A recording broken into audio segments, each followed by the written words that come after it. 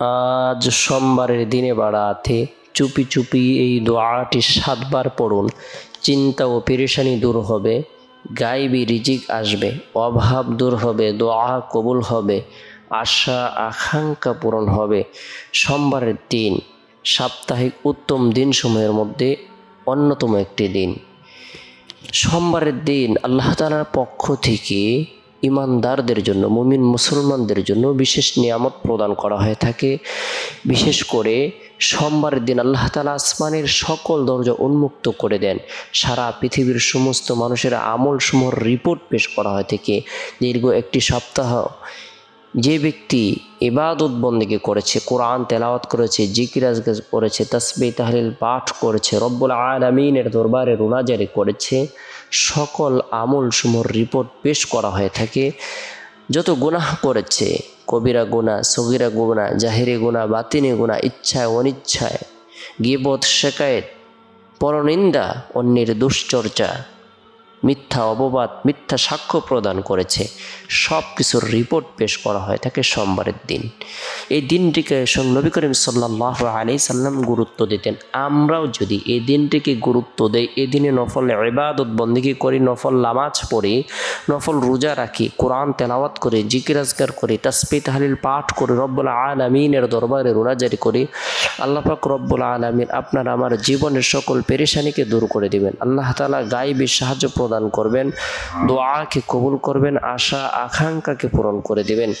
বরকতপূর্ণ এই দিনে বিশেষ করে ফজরের নামাজ সম্পূর্ণ করার পর অনাকাঙ্ক্ষিত বিপদ আপদ থেকে, বালা মুসিবত থেকে বাঁচার উদ্দেশ্যে বরকতপূর্ণ এই দোয়াটি আমরা 3 বার পাঠ করব, আমল করব।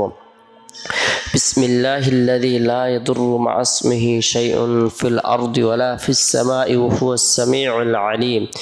যে ব্যক্তি গুরুত্ব সহকারে এই দোয়াটি 3 বার পাঠ করবে, আমল করবে, আল্লাহ তাআলা তাকে অনাকাঙ্ক্ষিত বিপদ আপদ থেকে নিরাপত্তা দান করবেন।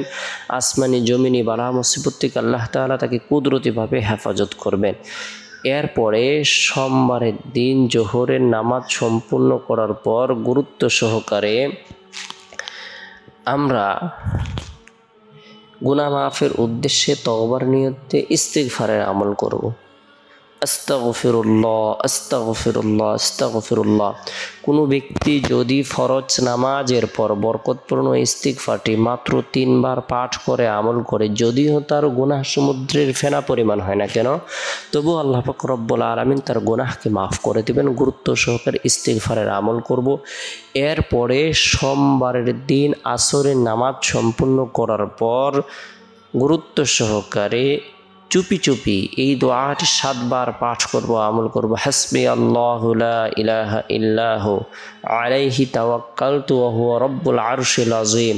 হাসবি আল্লাহু লা ইলাহা ইল্লাহু আলাইহি তাওয়াক্কালতু ওয়া হুয়া রাব্বুল আরশিল আযীম। যে ব্যক্তি গুরুত্ব সহকারে এই দোয়াটি 7 বার পাঠ করবে, আমল করবে, আল্লাহ তাআলা তাকে চিন্তা ও পেরেশানি থেকে নিরাপত্তা দান করবেন।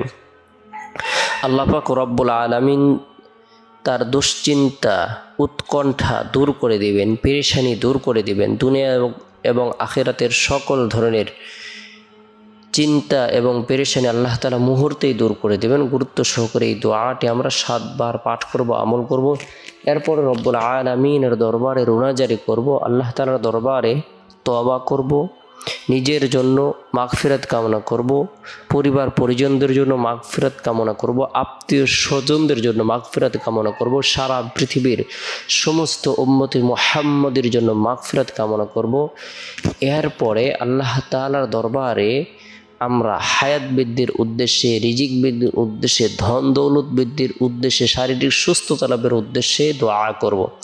এরপরে সোমবারের দিন শেষ হওয়ার পর যে রাত আসে, এই রাতটি হলো ফজিলতপূর্ণ একটি রাত। এই রাতের মধ্যে বিশেষ করে আমরা যারা কোরআন পড়তে পারি, আমরা সূরাতুল মুলক তেলাওয়াত করব। তাবারাকাল্লাযী বিয়াদিহিল মুলক ওয়া হুয়া আলা কুল্লি শাইইন কাদির। যে ব্যক্তি সূরাতুল মুলক তেলাওয়াত করবে, আমল করবে, আল্লাহ পাক রব্বুল আলামিন তাকে কবরের ফিতনা, কবরের সওয়াল, কবরের আযাব থেকে নিরাপত্তা দান করবেন। তেলাওয়াতকৃত সূরা, পাঠকৃত সূরা তেলাওয়াত করার জন্য রব্বুল আলামিনের দরবারে সুপারিশ করবে। আল্লাহ তাআলা আমাদের সকলকে বুঝার, আমল করার, গুনাহ থেকে বেঁচে থাকার, নেক আমল করার, আখিরাতের জন্য প্রস্তুতি গ্রহণ করার তৌফিক দান করুক। সকলে